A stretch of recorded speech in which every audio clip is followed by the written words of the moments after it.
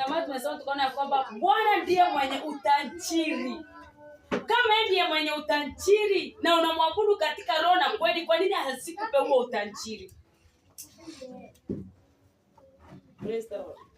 Lakini ni vile tunataka kupokea vitu vya Mungu na huku tunaendelea kushikililia dunia. Tunajidanganya. Na hata kama tutapokea hizo baraka, tukua tumeshikilia hii dunia hivi, itakuja kutuangamiza siku za mwisho. Kwa sababu baraka zingine si za Mungu. Si kila maombi ni Mungu anajibu. Maombi mengine shetani ndio anga anajibu. Ndio kutoa katika network ya Mungu. Kwa sababu shetani amejua ya kwamba huyu aombi Mungu kwa sababu anampenda. Hii kwenda yote kanisani anaomba Mungu kwa sababu amekosa kitu fulani. Mungu atakupatia, shetani atakupatia hiyo kitu.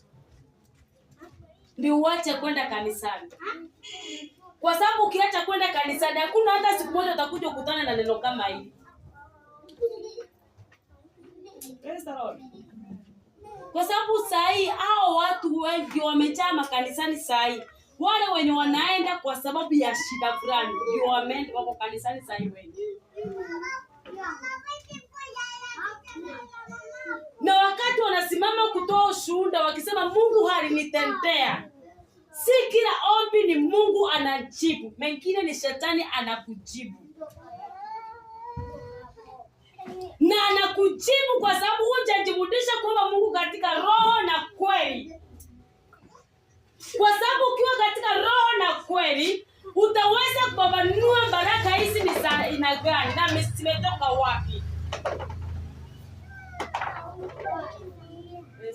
Amen.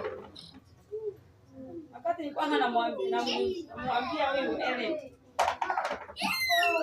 Nikamwambia shetani pia wanga anapea watu kazi. Akijua ya kwamba huyu mama nikimpea kazi, hata atafuta Mungu vile ambavyo anavyomtafuta kama hana kazi. Anakupatia kazi ndio acha kwenda kanisani kila siku. Na kwa sababu ni mjinga, unaenda kazi, unasikisia mwili vile ambavyo umechoka, unalala. Hakuna siku moja utakuja kanisani. Praise the Lord. Amen.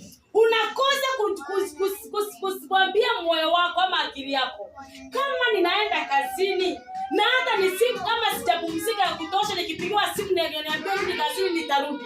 Kwa nini nikitoka kazini na kuja nalala